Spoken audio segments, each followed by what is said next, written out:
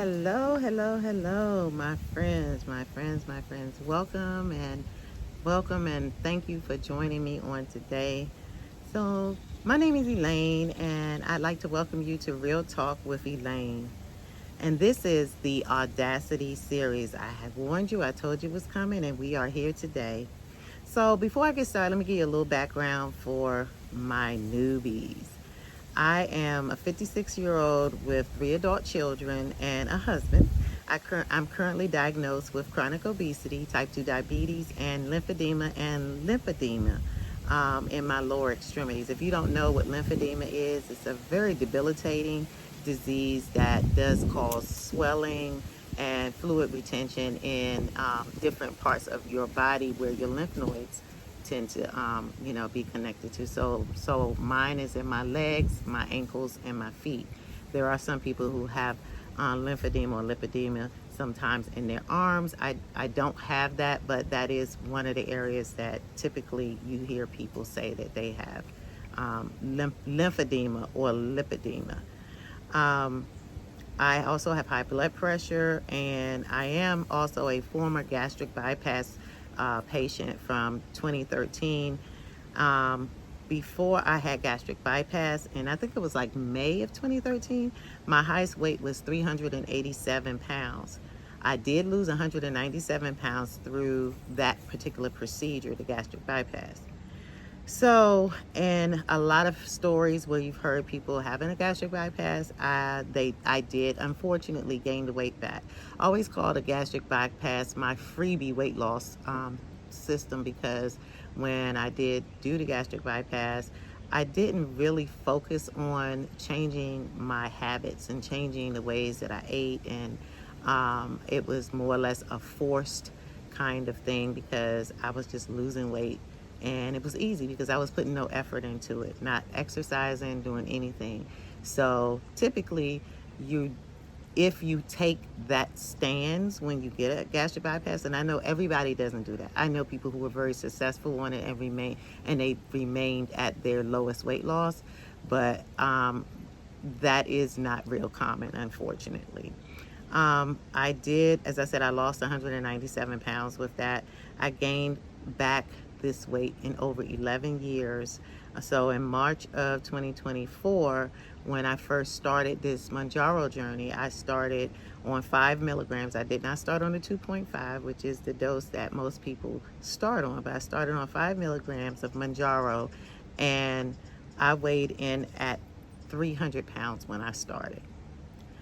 I am currently on 10 milligrams of Manjaro. I did go up to 12.5 so far, but I did drop back because the 12.5 was a little too strong for me. So if you saw my last video, you will hear that I was going to consider in this week 32. And guys, I do apologize. These weeks are going by so fast, and I did enter that I was still on week 31. And honestly, this was week 32 that I'm currently in right now. So in week 32, I did drop back to 10 milligrams. I spoke to my doctor, and I felt like the 12 was too strong. So he did give me a prescription for the 10. And so I'm back on the 10. My current weight for this week, my 32nd week, and I'm in midweek now because my shot day is Fridays. So I took my shot Friday, and I am teetering back up the scale a little bit because I don't know. I think my lymphedema is inflamed this week. I did have a lot of swelling, so I'm trying to get that back under control. And usually when I'm inflamed, my weight will go back up. But I'm at 248, whereas I was 245. So now I'm at 248. So I guess from the title, you know what the topic of this Audacity Day is, and this is Audacity of Fear. Fear is natural, and it is a universal emotion that kind of arises in response to perceived threats or danger. It's actually a defense mechanism that I think we tend to use to keep us safe and prepare our bodies to react commonly. And to react commonly known as like the fight or flight, if you ever heard of that fight or flight response, that's what fear kind of pushes us into. It can be triggered by real situations like encountering a dangerous environment, or anticipated situations, such as public speaking. I know this is a new platform for most of us. I have several people that I do follow and I do support on YouTube that are content creators, and I'm so happy that they have been here to help me through my beginning journey. But public speaking can sometimes be a challenge and can cause fear, and also even starting a new medication. So that's what I want to kind of focus on today, because starting this medication has been fearful for so many people. And anyway, fear plays a crucial role in survival, but can also be overwhelming sometimes, and irrational, leading to anxieties or phobias. Understanding fear and how it affects you can be the first step to managing it effectively. So hear that again. Understanding fear and how it affects you can be the first step to managing it effectively. Well, today is election day. So some of us may be having some fears, and I'm not going to go into which side or this or that side, because that's not the purpose of this channel. But I do want to say, that could be something that you could relate this audacity of fear to. Like, why am I afraid? What's going on? What brings me anxiety about something as a presidential election or local elections that some of us are actually following? So think about that. That's kind of where I want you to put your mindset into right now. How are we handling this? What are we doing to manage these kind of fears?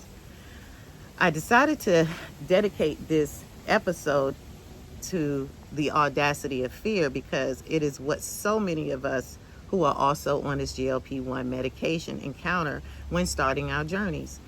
Oftentimes we meet with family or friends and who clearly don't understand how difficult this walk is to us around the weight that we carry or the comorbidities that often is a secondary diagnosis to the weight, to the obesity. When I started on my journey on March 29th, 2024, I was definitely stricken with fear and uncertainty. I promise you, that was something that I was scared of. This is not easy. Someone telling me that I was going to have to take a shot once a week and indefinitely. Yes, I say indefinitely because the way I look at it, I've been so impressed with how this journey has been for me. I don't think I would ever stop giving myself a shot. And if you think about it, if you have diabetes and you're insulin dependent diabetic, you probably will be on your insulin the rest of your life. Some people who have not been able to control high blood pressure, they may be on a pill the rest of their life to control their high blood pressure. So I'm happy to say that I've been removed from my high blood pressure medication as a result of me being on this medication. Okay.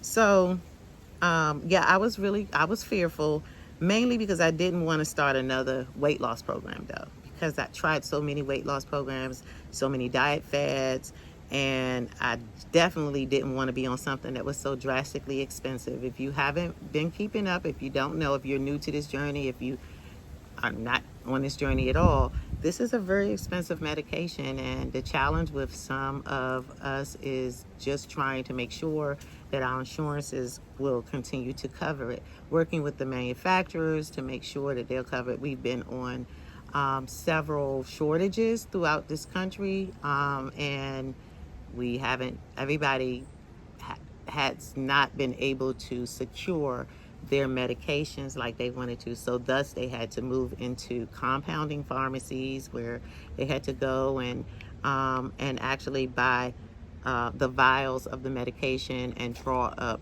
the medication in a syringe like someone who is a diabetic would have to do. Fortunately, I haven't had to do that.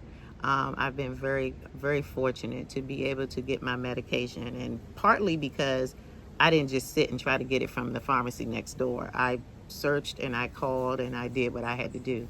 But even in that process, I had a lot of fear because every pharmacy that I called that said they didn't have the medication in, I had to keep calling and I had to go farther and farther out. And the farther I went, Unfortunately, it did make it difficult to find it. But when I finally found a box, I was so happy. I jumped right in my car and I would make my way to wherever it is, whether it would be an hour or 2 hours away, just to make sure that I could secure my medication for the next month. When I first started, I sought out both a weight loss physician and my primary care doctor for support and guidance. And unfortunately, I didn't get much from either of them, which is not an uncommon story that I hear from people. So that also brought a little fear, because the one thing you want to know is that your physicians know what you're doing and when they place you on it. Now, they had basic knowledge, of course.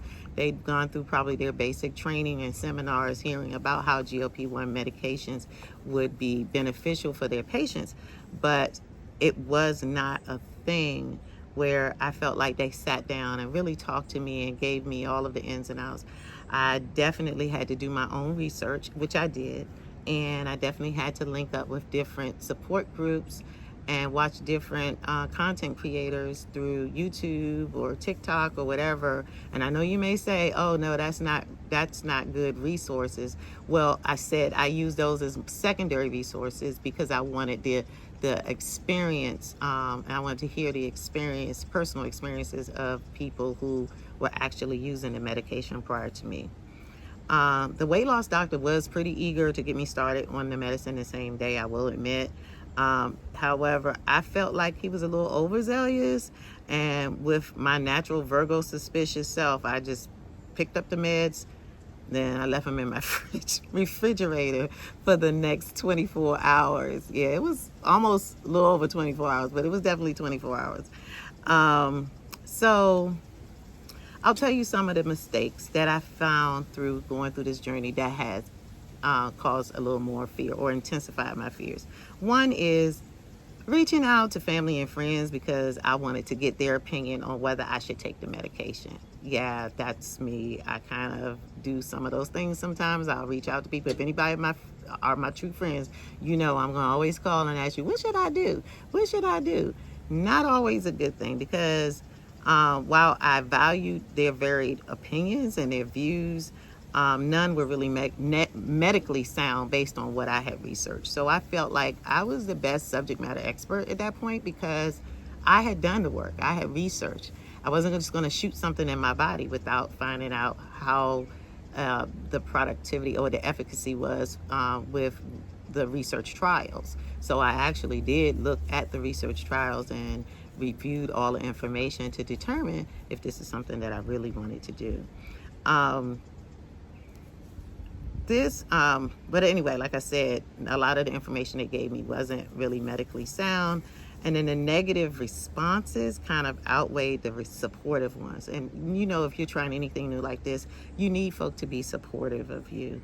So this was a little inept of me to do. So like, if you think about it, I wouldn't call my handyman or my gardener to ask him how to save tax on my taxes. So simply because this is not an area of expertise they possess. So why do we seek opinions of others who are not equipped to handle or to hand off intelligible information? That just made no sense to me. And I definitely quickly realized that was my first mistake. So mistake number 2, making judgments about others' journeys and comparing or contrasting it to our own. This can also lead to fear, and because we end up feeling like something's not working. Oh my God, the way it's working for them is not working for me. And point example, I recently encountered an old friend who wanted to privately discuss GLP-1 medications with me. I get those type of inboxes all the time. I don't disrespect people who are not forthright with they're taking this medication, but it does kind of like make me feel like, wow, what is it that's keeping them from letting people know? Maybe they just don't want people in their business, and that's fine. But it shouldn't be a secret, in my opinion. It's like, if you have a headache, you take Tylenol. If you're overweight, you take GLP medications. If you got diabetes, you take insulin or GLP-1 medications. So it's like, I don't get that. But anyway, but I definitely love when people do come to me, because I'd rather they come to me than just suffer in silence and not know what it is that I'm doing that's helpful and that could be helpful for them. So I got so excited about, knowing how this medication changed my life in just 6 months, that, I dumped all my resources and my personal experience stories on this young lady at one time. And boy, was she overwhelmed. It just felt like I had just dumped the world on her, I'm pretty sure. Because that's just me. When I get excited about something, I just go full at it. I'm full in. I even shared an online support group forum with her without having an in-depth conversation on how to properly utilize these groups and what the purpose of the groups were. Needless to say, fear crept in very quickly for my friend. She began to criticize and degrade the group's purpose and found it to be too much for a beginner. And that's another thing. She brought up a really great point. She said that perhaps we need to consider developing just a beginner's support group. So for those of you content creators out there who have that kind of access where you can do something like that, have the time to do something like that, maybe we could create a group that's just for beginners, those in their first 90 days of the GLP1 process. So if that's something that you think you want to do, I absolutely would recommend it. I don't have the time to do that, but if you certainly do have the time to do that, those who already may have support groups, maybe you want to consider, like breaking out your groups or giving a separate group for those who want to just walk through the beginning stages. And I know sometimes in the support groups, it can be pretty cumbersome, because every time someone new joins, they ask the same questions over and over. And some of you all can be pretty rude, because you'll tell them, well, go back and put in the search, for that information, because we've answered that 20 times before. And that's not nice. That's not helpful to someone who's really just coming to try to get that help. So again, if someone is out there that want to tackle creating that beginner group, I think that would be great. I don't know if there's already one out there, because the one that I joined, which was Countess of Shopping, Elizabeth, I've been a part of that group from day one, and that's the only group I know to be a part of. But anyway, so I did kind of get annoyed, because I know how much the group has been instrumental and helpful to me. So when my friend didn't see it the same way, I just figured, what could I do to help her? So I had to figure out how to help her. So I desperately wanted to her to have the same effect that I had. So this is where I really think, because I wanted her to feel what I felt and have the same effect with the group experience that I did, that was a mistake, and that was a huge mistake on my part. So I shifted gears, and after talking with her more, I discovered that she was really just ultimately afraid to just take this medication. Her doctor told her she possibly needed it, and no one took the time to really explain the process with her. So she was just walking around in fear. And we know the fear of the unknown paralyzes thinking. So her thinking really completely got paralyzed, and she shut down the entire idea before we even ended the conversation. So that is one mistake that we can make. Please be careful when we are, because we're eager. We know this thing works. We have experienced it. We see it changing our lives daily. We see our self-esteem getting better and improving our health, and we see our energy here. And so when someone comes and approaches us, just remember, we have to take it easy. We have to guide them through this, because for a lot of people, just like my doctors didn't, their doctors don't guide them through this process. They just say, here's a new medication, take it. And they don't know, and then they're scared. All right, so let me move on. Mistake number 3, fear of exercise. This is a good one. Yep, I said it. I watch so many people on this medication who treat this like their favorite slot machine or craps table. They take a shot and see what I got. That's what they do. Take a shot, see what I got. Oftentimes you hear people say, excuse me, I don't know why this medication is not working for me. I hear that all the time as we're watching YouTubers and, people who respond to YouTubers on their comments. I don't know, I've been on this medication for 6 months and I've only lost 5 pounds. That typically does happen. It is true that some small percentage of folk do not respond to these meds due to metabolic deficiencies. In that case, they really need to check with their doctor. Maybe you need to go to do a full metabolic workup again, see where they're deficient, see if they can take some supplements to help meet the areas where they're severely deficient. Like for me, I was at one point deficient in, I'm vitamin D deficient. And I think I'm actually, my last labs were done like 2-3 weeks ago, and my labs were excellent. Because I've been on vitamin D once a week. I take the pill once a week, and I have absolutely brought that level up. My doctor is very happy with my metabolic, which is the greatest part of this all, you guys. A1C's down, vitamin D is up, doing well. B12 is good. All of my I don't know, liver functions and all that stuff, everything, all of that is excellent. And I had some foggy kind of numbers initially. So all of that is doing pretty good, and I'm really excited about that. However, most people will respond to these medications very well. They won't have a problem with it. As I said, some people are just the crap shooters. They get it, they shoot, and they see what they get, okay?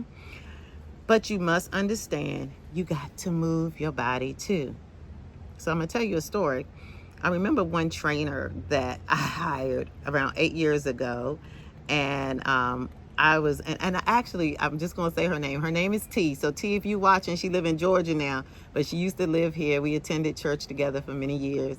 And so if you're looking for a trainer, I'll get her information and hook it in the description. If you're in the Georgia area, and I just say Georgia, I know Georgia is huge, but so I don't know exactly where she is in Georgia, but I'll hook her information up, and I promise you, you go to T, your body gonna be right, because she's hardcore. I wish she was still here to work with me, because I'm ready now, but I wasn't there. So anyway, 8 years ago, I hired T, and I was on my rapid path to regaining weight after my whole magic gastric bypass surgery.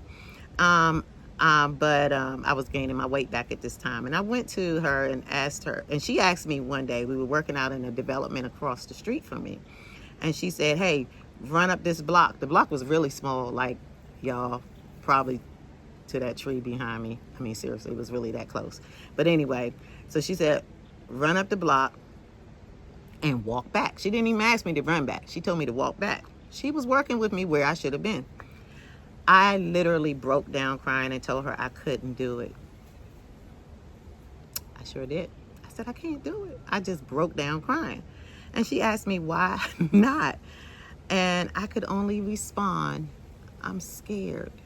I'm scared. She looked at me like I was boo-boo the fool. I kind of felt like boo-boo too. When I asked her why I was when she asked me why I was scared, I told her I was afraid of working out and running because I thought I would pass out.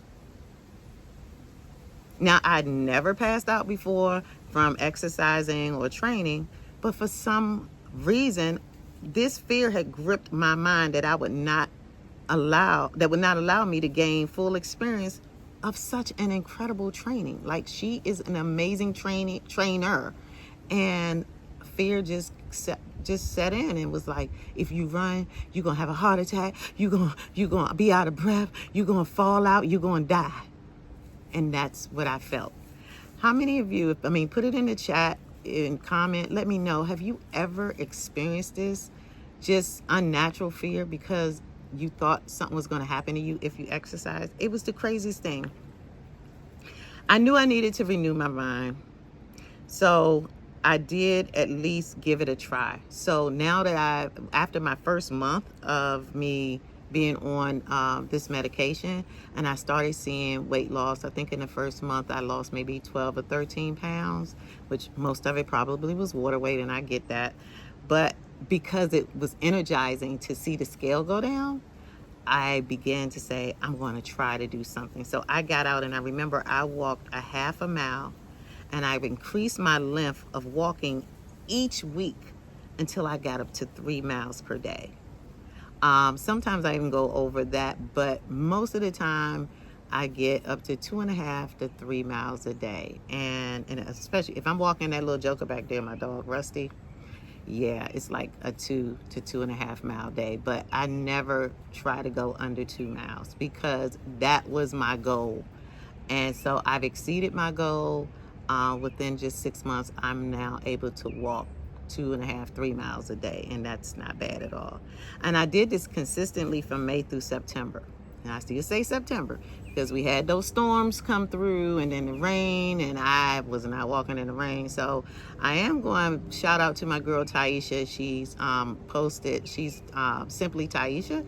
She did buy a walking pad, and they had a live the other night, and she talked about her walking pad on the live. So I actually looked it up, a great one at Dick's that I'm going to go ahead and invest in and get that, because I know the colder it gets, like today is absolutely gorgeous here. We're in Maryland, and it's probably, it's 75 degrees. Okay, so it's gorgeous here. This is not normal weather for this time of the year, so global warming is real. But I just wanted to go ahead and get a walking pad so that on the days when it's too cold for me to go out or rainy, I won't have that excuse anymore. And I didn't want to invest in getting all these other high price items, equipment, because I never use them. So I'm not going to waste that kind of money, but I will get the walking pad because I enjoy walking now. Strength training is also a secondary exercise sphere for me. I started creeping my way into it, but definitely, and I did see the benefits, but I did kind of dissipate from that for a minute. So of course, there's so many great strength training classes. I know there's one, Lift with C, which I am now incorporating to my little 20-minute workout in the mornings. So I will keep you all posted on how that is. It's too early for me to gauge how consistent I will be, but consistency is key, and that's what I'll try to do. So as consistent I have been with walking, I want to be as consistent with the weight training or strength training. But walking inspired me and gave me the confidence to just not be afraid of exercise. So it's completely understandable to have concerns about starting new GLP-1 medications like Ozempic, Wegovy, Mounjaro, Zepbound. Although they are used to manage blood sugar levels in people with type 2 diabetes and also aid in weight loss, they do come with some potential side effects, such as nausea, vomiting, and diarrhea. There are some other side effects that are, a little bit more intense that are not as regular. So I won't go into those because, again, this is the audacity of fear. And what am I going to tell you something that's going to make you more fearful of this medication? So really, but the typical ones that I've only dealt with, and not often at all, has been nausea, a little nausea and a little constipation. More than diarrhea. I've had diarrhea maybe once, and I'm maybe giving a little too much information, but I'm just being real. So in the 6 months, I only had diarrhea maybe once, or maybe twice. I'll say twice. But it wasn't long term. And then fatigue. Really chronic fatigue is probably what you experience most on like day 2 after your shot. So if you know your shot day is on a Friday, you have something to do on Saturday, sometimes maybe you should just hold out, take your shot later Saturday. I wanted to take my shot one time every week, but that's something that I'm getting ready to kind of learn, because I miss out on so many things because I'm like, I took my shot on Friday, so I can't go anywhere Saturday. So my Saturdays are usually stuck in the house. So I'm like, I'm going to change that around a little bit. So, but it doesn't always happen. So it's like sometimes I'll get the fatigue, sometimes I won't. I don't know if it's the shot location that I take it in, but it goes back and forth. So, and the one thing about me I'm really bad about, because I told y'all in the last video, I'm ADHD, so I don't always track, I know I track where I give my shots, but I don't always track what the effects, if any, after I do this particular shot area. So with these shots, you can do 4 areas. You have your arms, the back of your arms. You can do your all 4 quadrants of your stomach, above your navel, below your navel, all around. And then you can absolutely do your thighs. So I typically will do my stomach. I always like doing my stomach. Give me 1 second.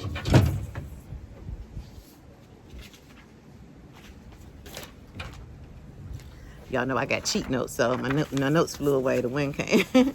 So, but I typically do my stomach. But I started having a stall. So after the stall, I figured, let me just think about trying to do all the areas. So I have focused on this last month with giving shots in all 4 areas. And it's really working. I think I feel better. I don't feel that sense of, my I don't feel like it's like